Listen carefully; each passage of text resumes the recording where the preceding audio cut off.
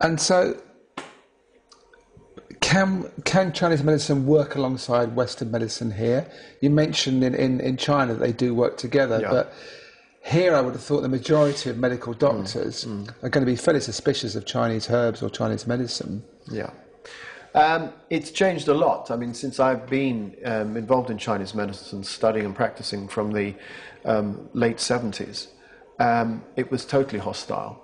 But now more and more doctors and specialists are becoming more and more open and positive towards the practice of Chinese medicine, be it acupuncture and herbal medicine. So times are changing in a positive direction, and for me that's been great, because as I said in the past, I'd be almost loath to admit that I do acupuncture and Chinese herbal medicine. And now, and then it came to a point where I'd be sort of a bit proud of admitting it. Now it's just so blasé. No, it's kind of, yes, another job. There's so many people now, millions of people receiving Chinese medicine, acupuncture and herbs in this country, and so many thousands of practitioners. It almost is like another normal job that's respected. It's seen that it's got limitations, as all disciplines do, but it's also seen to do great things as well. So yes, we're part of the mainstream. And we're in universities now. I mean, I was in charge of the Chinese herb course at Westminster University for some time, but till I moved out of London, unfortunately, and that was a lot of fun. So you'll find that, and I teach at Reading College now, that's now part of Kingston University. So a lot of the education, compared to the 70s when we were in small private colleges, we're now in large institutions, and the education is far more organised and specific. And so there's been huge improvement in that. And I think that's also gained respect and recognition from GPs and from specialists in the Western medicine field. I know you have a special interest in the autoimmune disease, and we're going to come on to that later in part 2. But what are the most common conditions that people come in with you these days to see you? I presume it's pretty much everything, because we all have different problems with our body. But do most of the people come in with quite serious conditions because Western medicine has failed on them? Or are people open right from the start when things go wrong to come and see you about Chinese medicine? Well, I found in my London practice, more people were using us as first line, as almost like GPs, if you like, although we would refer them to their GP if we felt they needed to have tests or have another opinion, or worried about a certain presenting condition. But now I've relocated to Dorset. I'm out in the countryside now. That's things gone. Are different out there. That's different out there. Yeah. So people now in Dorset are using us as the end of the line, where they've tried all the major systems of medicine and have been written off as you can't be helped. And then, so they come to see us. And I have to say my practices in Dorset are flourishing, so they can be helped. But in London, yes, we were much more frontline medicine, which again is a big change from the 70s to where we are now. And hopefully, out in the provinces, they'll catch up as well. For instance, if somebody in London developed a cold and it went to their chest, they have a choice of seeing the GP and getting antibiotics. And choice is the main word. We live in a democracy, so it should be about choice. Or they have a choice to do other things, consult somebody like us, where we can actually give them herbs instead, where you don't get the side effects that you would get with antibiotics. If they're on the telephone and they were in a very bad way, then we would recommend go see your GP, get antibiotics. You've left it too late. Yes.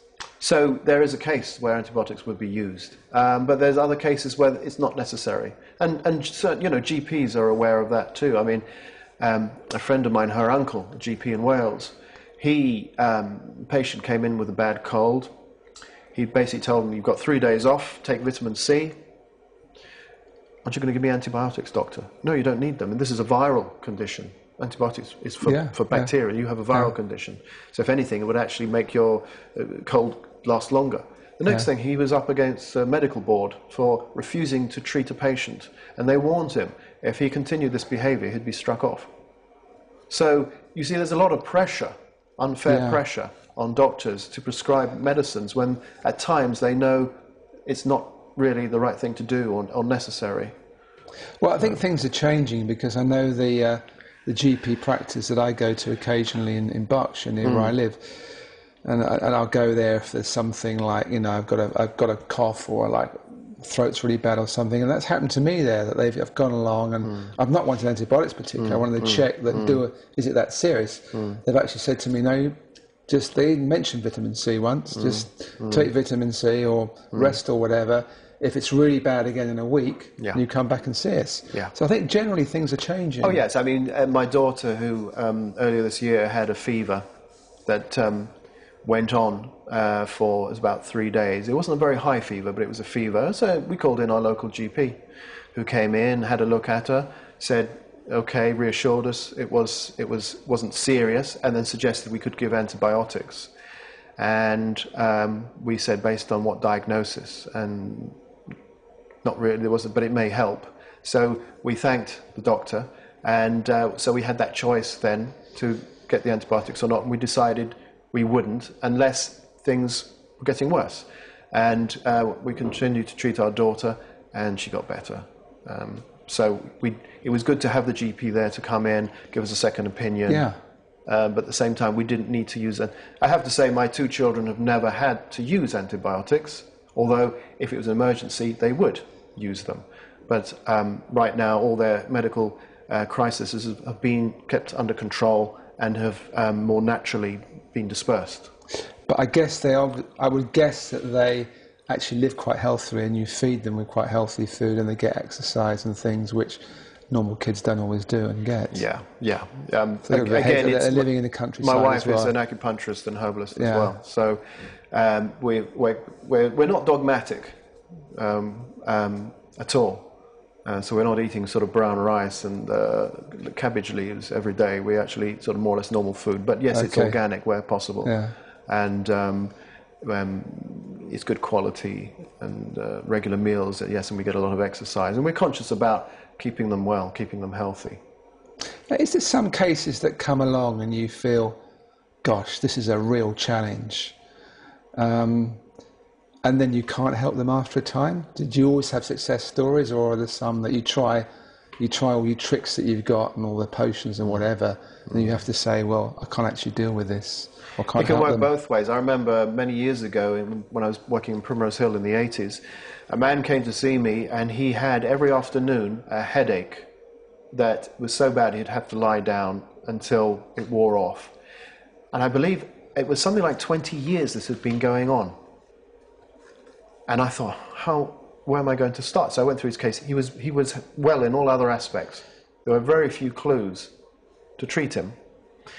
But I thought there was a disharmony between his digestive system and his liver going on. So I treated him with acupuncture for that. And I said, next time you come, then we'll begin with the herbs. And I expected it was going to take months to try and break this. He came back the next week, hadn't had a headache since.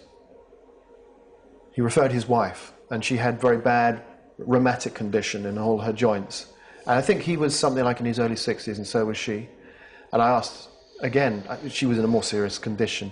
In fact, that everything was swollen, etc. So I explained to her, as I did to him actually, this is going to take many months, if at all, if we can make progress. And she accepted that.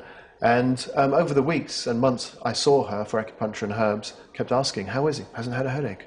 Hasn't had a headache. But in her case, I could only relieve some of the symptoms. I couldn't reverse the rheumatoid arthritis. It was too far gone.